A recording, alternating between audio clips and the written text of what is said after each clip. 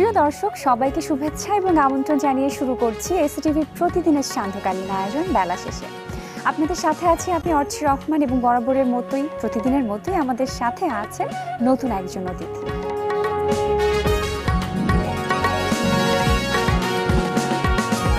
প্রিয় দর্শক, আজ আমাদের সাথে আছেন তামান্না চৌধুরী, প্রধান পুষ্টিবিদ, অ্যাপোলো হসপিটাল। চলে যাচ্ছি তার কাছে সরাসরি আলাপচারিতায়। কেমন আছেন? খুব ভালো, আপনি ভালো আছেন? জি ভালো আছি এবং অনেক অনেক শুভেচ্ছা আমন্ত্রণ জানাচ্ছি আমাদের বেলা শেষের সেটে। হ্যাঁ, অনেক ভালো লাগছে, এটা আমার খুব প্রিয় একটি সেট। জি, আজকে আসতে পেরে। এবং অনেকগুলো প্রশ্ন আজকে আছে এবং সামনে রোজা, এই প্রশ্নগুলো হয়তো সবারই, আজকে সেই ব্যাপারগুলো জানতে পারবো যে এই রোজার সময় খাবার নিয়মের যে একটা রুটিনের যে চেঞ্জ হয়, সেই ব্যাপারে আমি জানতে চাচ্ছি যে সঠিক ওয়েতে কি করে এই ডায়েটটা করা যায়। এই রোজায় আমাদের পুরো খাবারের টাইমিংটার কিন্তু সবচেয়ে বড় চেঞ্জ হয়। অর্থাৎ এখানে আমরা 3 ভাগে খাবারটি খেয়ে থাকি। একটি হচ্ছে ইফতার, যেটা দিয়ে আমরা রোজা ভেঙে খাওয়াটা স্টার্ট করি, আর মাঝখানে ডিনার একটু করা হয়ে থাকে, আর একেবারে ভোর রাতের সেহরির খাবার। তো এই 3 বেলার মধ্যে একজন মানুষের তার যে পুষ্টি চাহিদা, এই সবগুলো চাহিদা তাকে পূরণ করে এবং স্বাস্থ্যটাকে আরো ভালো করার কথাই কিন্তু রোজায় বলা হয়। অর্থাৎ আপনি যে সিস্টেমেটিক্যালি, কারণ অন্যান্য সময় কিন্তু টাইমের কোনো ঠিক থাকে না, বাট এখানে একটি ঠিক টাইমের মধ্যে পরিমিত খাবারের মাধ্যমে সুন্দরভাবে ডায়েটটাকে ম্যানেজ করতে হয়। সেক্ষেত্রে পুষ্টি খাবারের সাথে অবশ্যই পুষ্টির ব্যাপারটি চলে আসছে। সো আমরা ইফতারিতে কি খাবো বা ডিনারে কি খাবো এবং সেহরিতে খাবারের যে তালিকা থাকে, তিনটার কিন্তু আলাদা আলাদা ভাগ থাকছে। আমরা ইফতারিটা যদি জানতে চাই যে ভাজা পোড়া, আমাদের সবারই অভ্যাস হচ্ছে ইফতারিতে ভাজা পোড়া খাবার, এটাকে আমরা সঠিক ওয়েতে কিভাবে কি খেলে সঠিক পুষ্টিটা পেতে পারি? আসলে ইফতার বিষয়টা হচ্ছে এখানে 3-4টা জিনিস কাজ করে। একটা হচ্ছে টেস্ট, কারণ আমরা রোজা বছরে একবারই পাই। আর সেকেন্ড হচ্ছে ঐতিহ্য, ট্রেডিশনাল যে ব্যাপারটি থাকে, যেটা আপনি বললেন ভাজা পোড়া। থার্ড হচ্ছে অবভিয়াসলি পুষ্টি এবং স্বাস্থ্যের কথা ভেবেই এই কম্বিনেশন আমি সবসময় প্রেফার করি, 3টাকে কম্বিনেশন করেই করতে হবে। মানে আমি কখনো একজন পুষ্টিবিদ হিসেবে বলি না যে একদম ভাজা পোড়া কিছুই খাওয়া যাবে না, কারণ এটা হচ্ছে যে যেহেতু আমি ট্রেডিশনের কথা যদি ধরি, তা আমাকে একটা না একটা আইটেম হয়তো সেখানে থাকতে পারে। কিন্তু আমরা যে ভুলটা করি, আমাদের দেখা যাচ্ছে ইফতারিতে যদি 5-6টি মেনু থাকে, তার মধ্যে 4-5টি হচ্ছে ভাজা পোড়া। সেই জায়গাটাতে আমাদেরকে অনেকটাই সংযম করতে হবে। অর্থাৎ আমি চাই যে যে কোনো একটি হয়তো আইটেম থাকতে পারে। যেমন ট্রেডিশনাল আপনি জানেন আমরা পেঁয়াজু খাই, বেগুনি, চপ। হ্যাঁ, তা আমরা এটাকে রোস্টার করে নিতে পারি যে আজকে হয়তো আমরা পেঁয়াজু করব মেনুতে, কালকে বেগুনি করব। কারণ দেখেন, পেঁয়াজুর জন্য যে ডাল লাগছে, বেগুনির বেসনেও সেই ডাল লাগছে, চপের মধ্যেও তেলে দিয়ে ভাজা হচ্ছে। সো আমরা ভাজা আইটেমটাকে একটা আইটেমে আনবো। সেই সাথে কিছু খাবার আছে যেগুলো আমাদের ইফতারিতে ভীষণ প্রয়োজন। যেমন প্রোটিনের মধ্যে আমরা সবসময় ফোকাস করি দই থাকতে পারে খাবারে, যেটা হজমে সাহায্য করবে। এবং এতটা সময় না খেয়ে থাকার পর এমন কোনো খাবার খাওয়া ঠিক নয় যেটা আমাদের স্টোমাককে অনেক উত্তেজিত করে ফেলে। সেখানে দই খুব ভালো একটি প্রোবায়োটিকের কাজ করে, প্রোটিনের চাহিদা মেটায়। অথবা ধরেন আপনি চিড়ার সাথে দই, একটা ফ্রুটস খেতে পারেন। এখন জানেন সামারের অনেক রঙিন ফল পাওয়া যাচ্ছে, সবচেয়ে সহজ হচ্ছে আপনি মিক্স ফ্রুটস খেতে পারেন, যেহেতু সারাদিনে আপনার আর ফল খাওয়া হবে না। সাধারণত 2-3 পরিবেশন ফল তো একবার ইফতারে পুরোপুরি খাওয়া হয় না। সারাদিনের চাহিদার কিছুটা মেলাতে হলে আমি বলে থাকি যে একটি খেজুর আর যে কোনো একটি ফল 1 কাপ পরিমাণ খেলে মোটামুটি ফ্রুটসের চাহিদা পূরণ হয়ে যায়। কার্বোহাইড্রেটের মধ্যে সবচেয়ে ভালো কার্বোহাইড্রেট ইফতারিতে চিড়া হতে পারে, মুড়ি হতে পারে। অনেক বয়স্করাই আছেন যারা আজকাল রুটি, সবজি, মানে সকালের ব্রেকফাস্টটাকে কিন্তু অনেকে স্বাস্থ্যের কথা ভেবে ইফতারিতে খেয়ে নিচ্ছে। সেই সাথে ছোলা একটা জানেন আপনি ট্রেডিশনাল খাবার, এটা কিন্তু পুরোটাই প্রোটিন। কিন্তু আসলে আমরা যেভাবে ছোলাটাকে রান্না করি, যে একেবারে তেলের মধ্যে ছোলাটা থাকে, সেটা আমাদের স্বাস্থ্যের পুষ্টির পাশাপাশি কিন্তু ক্ষতিও করে থাকে। আপনি দেখেন 30 দিন যদি একটানা আপনি অনেক তেলের খাবার খান, আলটিমেটলি কিন্তু পরবর্তী সাইড ইফেক্ট থাকবে। হয়তো তাৎক্ষণিক কিছু হচ্ছে না, বড়জোর অ্যাসিডিটি বা ডিসকমফোর্ট হতে পারে, বা কনস্টিপেশন অথবা লুজ মোশন হতে পারে, কিন্তু long time effect like cholesterol বেড়ে যাওয়া এবং কিডনির অনেকের ইউরিক অ্যাসিড কিন্তু রোজায় বেড়ে যায়। এই জায়গাগুলোকে খেয়াল রেখে খুব সহজে পরিপাক হয় বা হজম হয় নরম এবং ঘরে তৈরি ইফতারকে আমরা সবচেয়ে বেশি প্রায়োরিটি দিয়ে থাকি। একটা ভালো ইফতারের পর একটা টাইম গ্যাপ পাওয়া যাবে, ধরেন আপনার ইফতারটা শেষ করতে করতে যদি 7টা, সোয়া 7টা, সাড়ে 7টা বেজে যায়, তারপরে আপনি একটু হালকা রেস্ট নেওয়া, তারাবির নামাজ পড়া, একটু হালকা হাঁটাহাঁটি করলো, পানির ব্যাপারটা এর মধ্যে মেক শিওর করা, এটা একটা ইম্পর্টেন্ট নিউট্রিয়েন্ট। পানিটাকে কিন্তু আমাকে ইফতার থেকে সেহরির মধ্যে 2 লিটারের মতো খেতেই হচ্ছে, পরিমাণটুকু পূরণ করতে হবে। সেটা করে আমি সবসময় আমার পেশেন্টদেরকে সাজেশন দিই 9:30 হার্ডলি 9টা, 9:30টার মধ্যে একটা হালকা ডিনার। সেখানে আমি সবচেয়ে বেশি পছন্দ করি যে কেউ যদি ধরেন যার ওটসের অভ্যাস আছে, হয়তো একটু ওটস দুধ খেয়ে নিল, বা হয়তো দুধের সাথে একটু খেজুর, একটু চিড়া বা মুড়ি খেয়ে নিল, অথবা কেউ চাইলে পরিমিত পরিমাণে ভাত, যারা অনেক অ্যাক্টিভ এবং অনেক কাজ করতে হবে পরের দিন আপনাকে, তারা হয়তো অল্প পরিমাণে ভাত বা রুটি, সবজি, একটু হালকা মিডিয়াম খাবার কিছু খেতেই হবে, বাট খেতেই হবে, স্কিপ করা কোনোভাবেই যাবে না। এবং এই ব্যাপারে আরো ফিরে আসবো, কারণ অনেকগুলো প্রশ্ন এখনো আছে, তবে ছোট্ট একটা বিরতির সময় হয়ে গেছে, বিরতি থেকে ফিরে আসি। প্রিয় দর্শক, নিয়ে নিচ্ছি ছোট্ট একটা বিরতি, ফিরে আসছে এক্ষুনি আমাদের আজকের অতিথির কাছে, আমাদের সাথেই থাকবেন।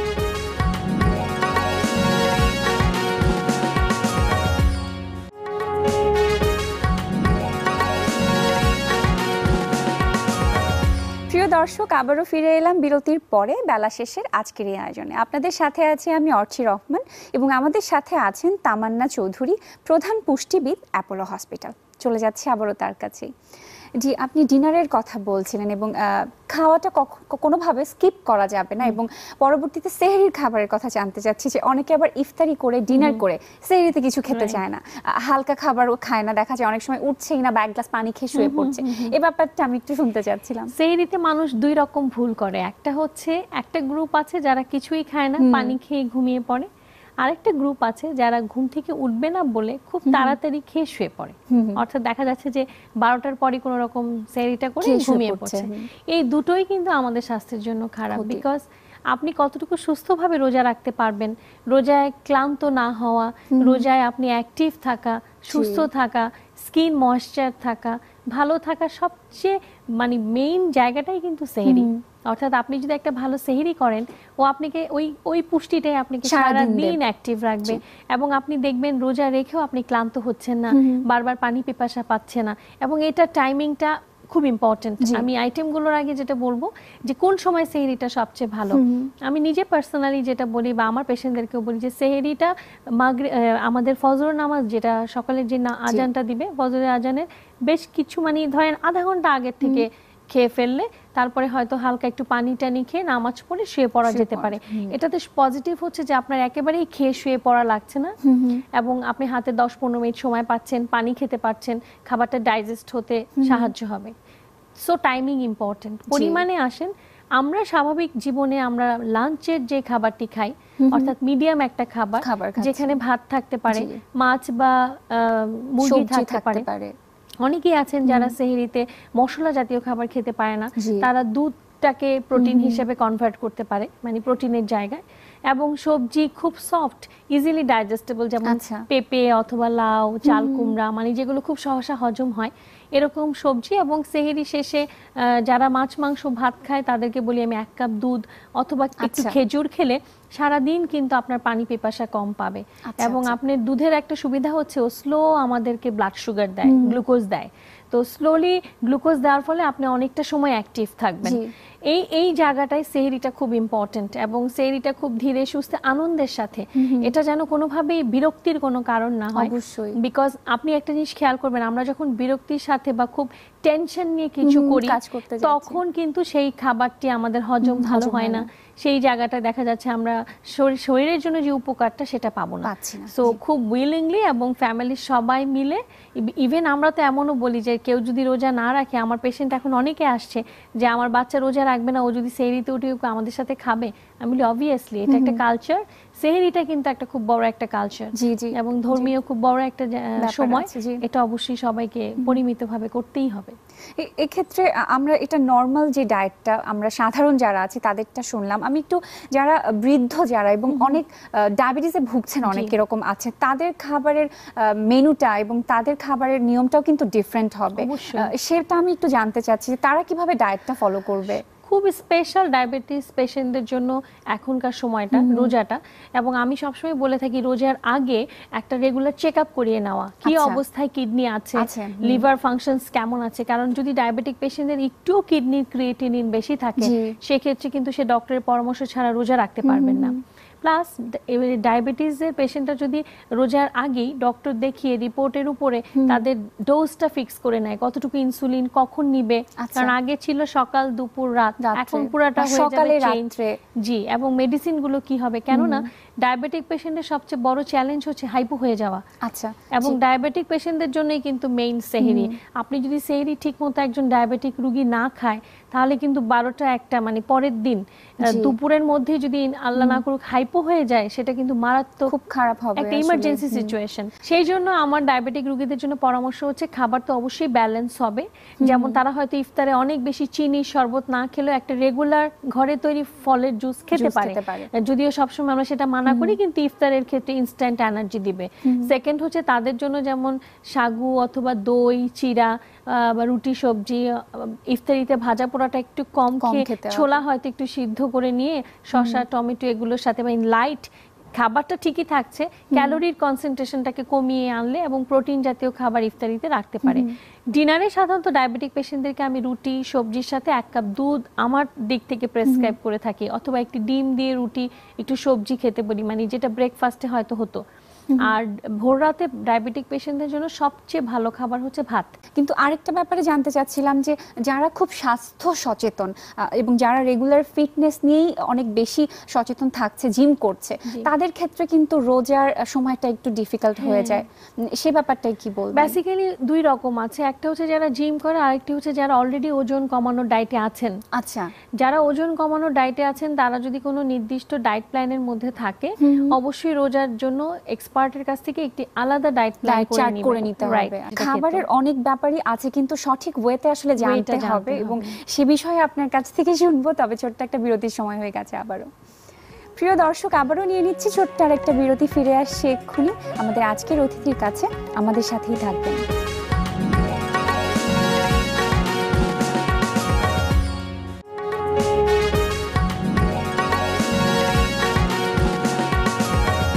দর্শক, বিরতির পর আবারও ফিরে এলাম বেলা শেষের আজকের এই আয়োজনে। আপনাদের সাথে আছি আমি অর্চি রহমান, এবং আমাদের সাথে আছেন তামান্না চৌধুরী, প্রধান পুষ্টিবিদ, অ্যাপোলো হসপিটাল। চলে যাচ্ছে আবারও তার কাছেই। জি, আপনি যারা ডায়েট ফলো করছে এবং ওজন কমাতে চাচ্ছে এবং ওজন কমানোর যে জার্নিটাতে আছে সেই সম্পর্কে আপনি বলছিলেন। ওজন কমানোর রুলসটাই হচ্ছে এমন যে আপনাকে খাবারের ক্যালোরিটাকে একটু কন্ট্রোল করা, কিন্তু সেটা এমন কখনোই না যে আপনি খাবারকে বাদ দিয়ে দিতে হবে। বিশেষ করে যারা ওজন কমানোর ডায়েটে আছেন তাদেরকে প্রোটিন এবং কমপ্লেক্স কার্বোহাইড্রেট আমরা যেটা বলি, যেই কার্বোহাইড্রেটের মধ্যে আঁশ যুক্ত কার্বোহাইড্রেট, যেমন সেটা লাল আটা রুটি হতে পারে, লাল চালের ভাত হতে পারে, ওটস হতে পারে, এই খাবারগুলোকে অল্প পরিমাণে রাখতে হবে। পানির পরিমাণটা মেকশিওর করতে হবে, এবং বেশি মাত্রায় ডায়েটে থাকলে তাদেরকে আমরা মাল্টিভিটামিন সাধারণত এই রোজার টাইমটাতে বলে থাকি একটা সাপ্লিমেন্ট নিতে, কারণ এটাতে ছোট ছোট নিউট্রিয়েন্টস গুলো ফিল আপ হয়। ইনফ্যাক্ট শুধু তারাই না, যারা ডায়েট করেন বা যারা ডায়াবেটিক পেশেন্ট বা যারা হচ্ছে ওয়ার্কআউট করেন, আপনি জিমের কথা বলছিলেন, তাদের জন্য কিন্তু এই পুরো রোজার মাসে আমরা একটা ক্যালসিয়াম সাপ্লিমেন্ট বলে থাকি।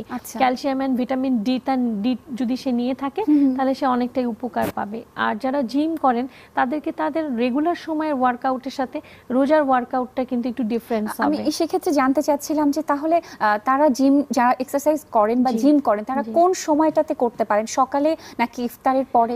এটা সবচেয়ে ভালো সময় হচ্ছে রাতের দিকে করা, মানে সন্ধ্যা রাতের, মানে আপনার ইফতারের 1 ঘন্টা পর হয়তো তারা যদি একটা টাইম বের করতে পারে।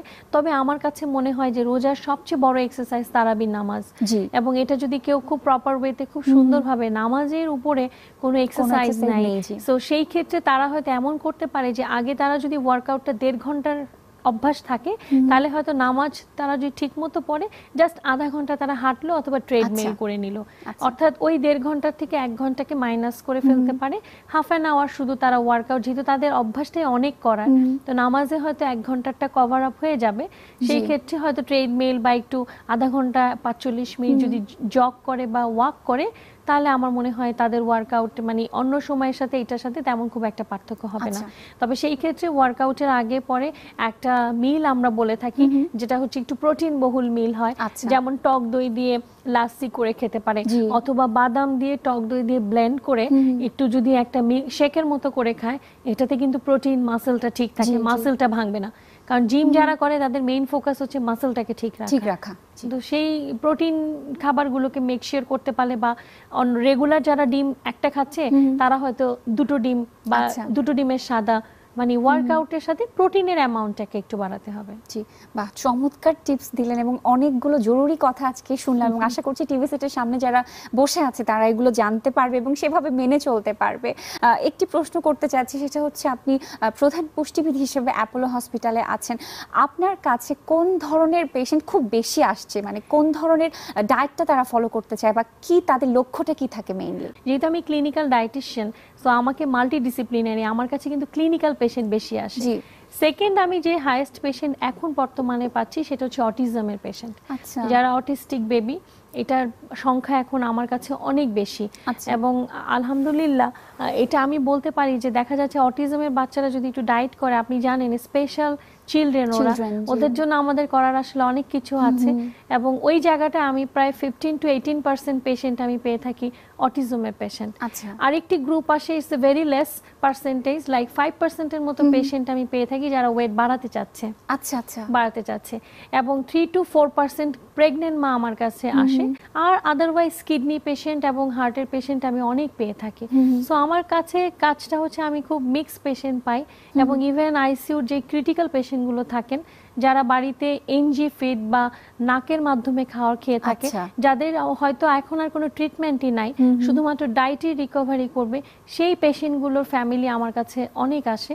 এবং যারা বিশেষ করে বিদেশে ট্রিটমেন্ট করিয়ে ফিরে আসার পর বিদেশ থেকে এটা রেকমেন্ড করে দেয় যে ডায়েটিশিয়ানের কাছে তোমার বাংলাদেশে যেতে হবে, কারণ ডায়েটটা আমরা তোমাকে দিব না, সেটা বাঙালি তোমাকে যে। এবং এটা আপনি জেনে রাখবেন, একমাত্র ডায়েটই যেটা লোকাল এক্সপার্ট লাগে, অর্থাৎ আপনি বিদেশে যে চিকিৎসার জন্যই যান, ডায়েটে আপনি খুব বেশি ভালো কিছু ফল পাবেন না। আপনাকে একজন বাংলাদেশি হয়ে একজন বাংলাদেশি ডায়েটিশিয়ানের কাছে হেল্প নিতে হবে। সবার রোজা ভালোভাবে কাটুক এবং ভালোভাবেই পুষ্টি নিয়ে যেন খাবারগুলো গ্রহণ করতে পারে সেই প্রত্যাশা করছি এবং আপনাকে অনেক অনেক ধন্যবাদ জানাচ্ছি। আপনাকে অনেক অনেক ধন্যবাদ। আর আমার এসটিভি দর্শকদের জানাচ্ছি অনেক অনেক ধন্যবাদ। পুরো রোজা আপনারা অনেক সুস্থভাবে পালন করতে পারেন সেই কামনাই করছি। প্রিয় দর্শক, আজকের মতো এখানেই শেষ করছি বেলা শেষের আয়োজন। আবারও দেখা হবে নতুন আরেকটি দিনের শেষে, নতুন আরেকটি পর্বে, নতুন একজন অতিথিকে সাথে নিয়ে। সে পর্যন্ত সবাই ভালো থাকবেন, সুন্দর থাকবেন, সুস্থ থাকবেন এবং এসটিভির পর্দায় চোখ রাখবেন।